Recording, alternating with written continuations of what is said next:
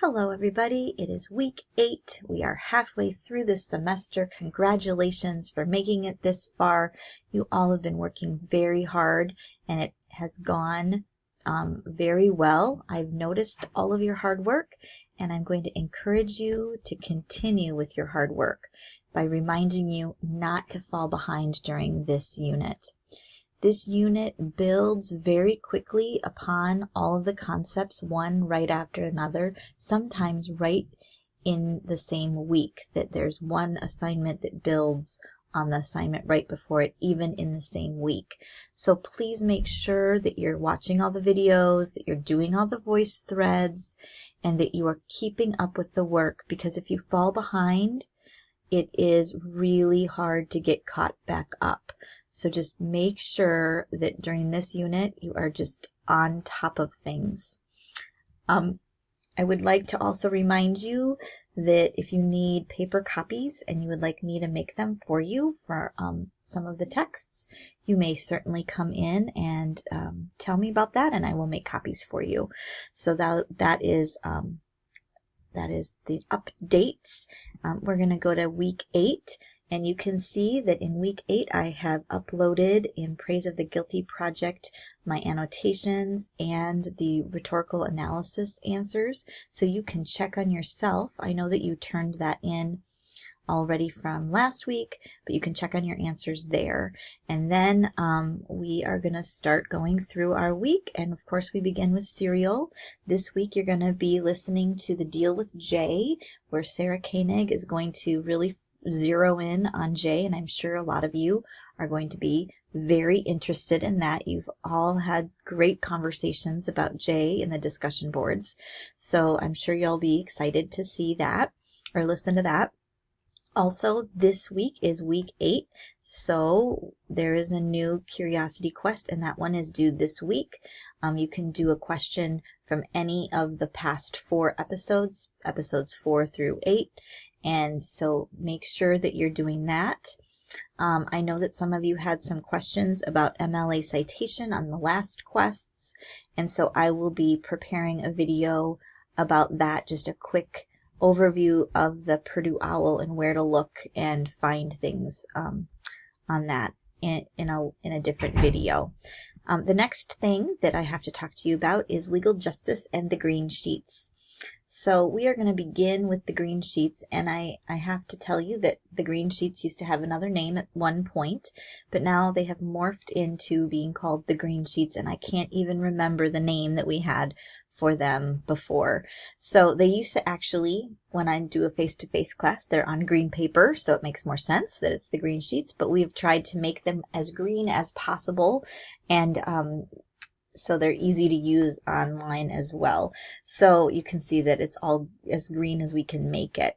The voice thread with legal justice and the green sheets will take you step by step through how to use a green sheet, how to organize your thinking on the green sheet, and why we use the green sheet. This unit on a rhetorical analysis I'm sorry, it's not rhetorical analysis.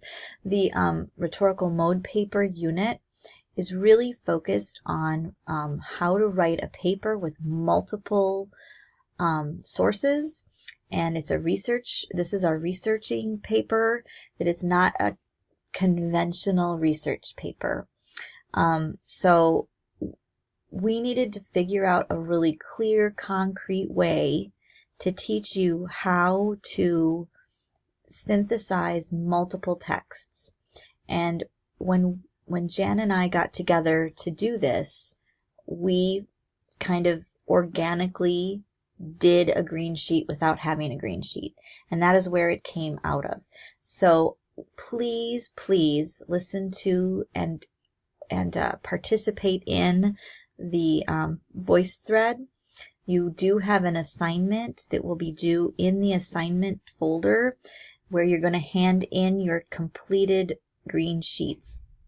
And if you do the voice thread, you will have 2 green sheets done by the time you're done with the voice thread. So it's worth your while to go through and participate in the voice thread. I always look at them.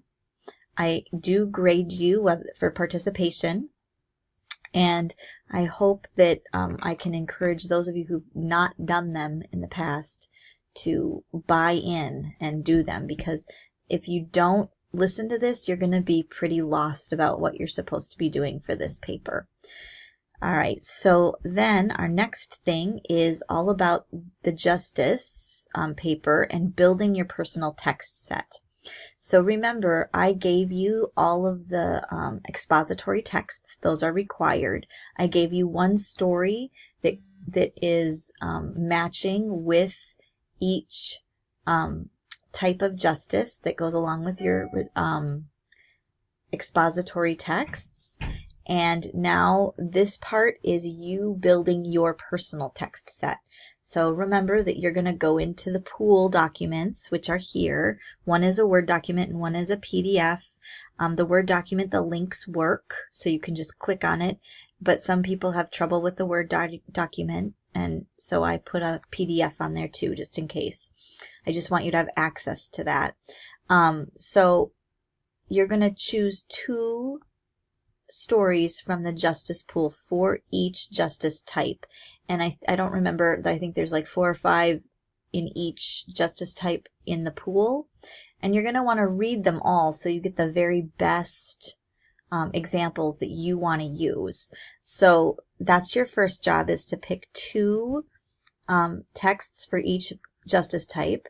And that's, there's 6 justice types there, right? Legal justices are modeling justice types, so you don't have to do that, but you're going to pick 2 for each of the other ones. And then you're also going to be researching, and I talked about this last week, both of these things. You're going to be researching to find one story on your own, an original one that we don't have in the pool and that I haven't given you in the required text set. You're going to find one more story for each type of justice, the 6 types of justice.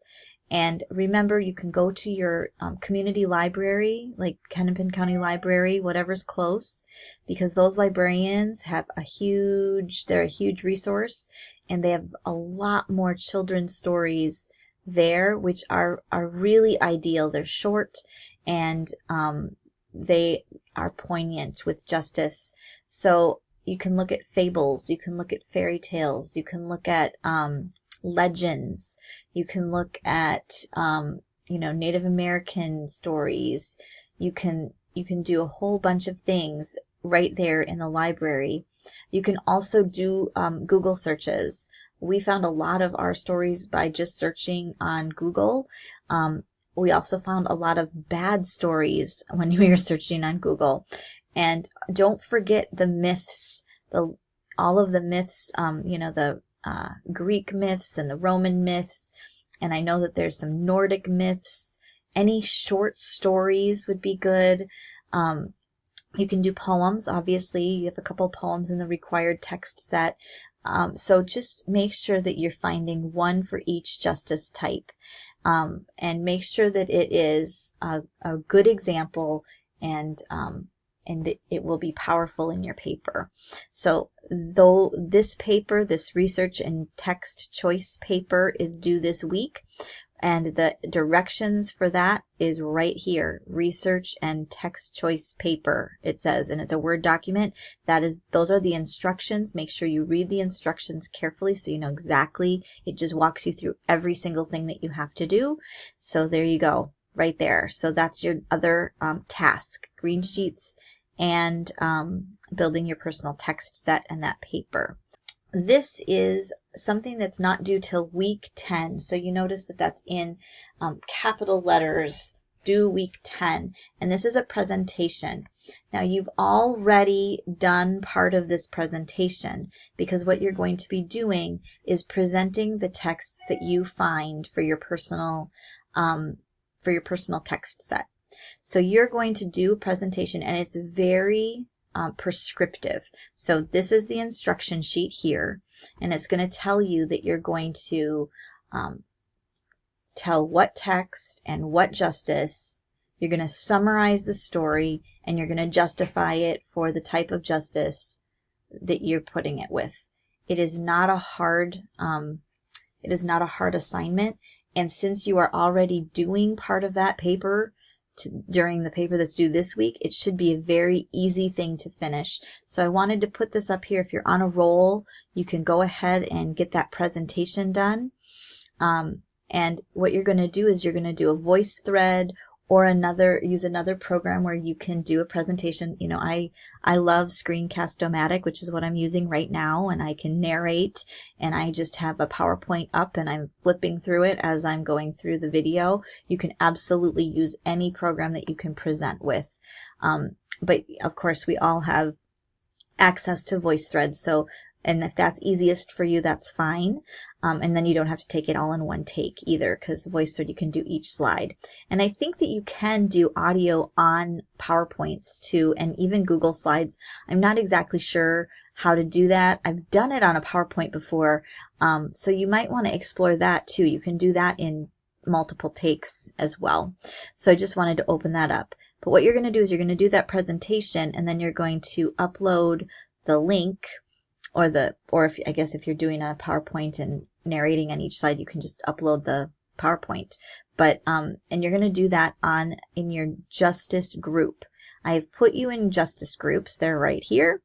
And the Justice group is going to be for you to work together. The last unit on personal narratives, you were put into partners and you were working together during the oral workshop, and we're going to be expanding on the oral workshop a little bit. And so what's going to happen is this presentation is cool because you're going to present your texts to your group, and this is a collaborative research project, this whole rhetorical mode paper. And the reason we're doing it this way in collaborative research is because usually when you do a research paper, everybody gets to choose a topic. So you might have somebody doing global warming. You might have somebody doing abortion. You might have somebody doing to save some fish in the ocean that's going to go extinct. You might be doing something about the Mississippi River. And it's all persuasive, but everybody has a different topic. And so then when you get together in your group to do some workshopping and peer review, you're reading somebody's paper and you have no background knowledge on their topic at all. So the only thing that you can really tell them are, an editing kind of things, like you need a comma here, you didn't capitalize this, or, whatever. And that is not helpful to building a paper.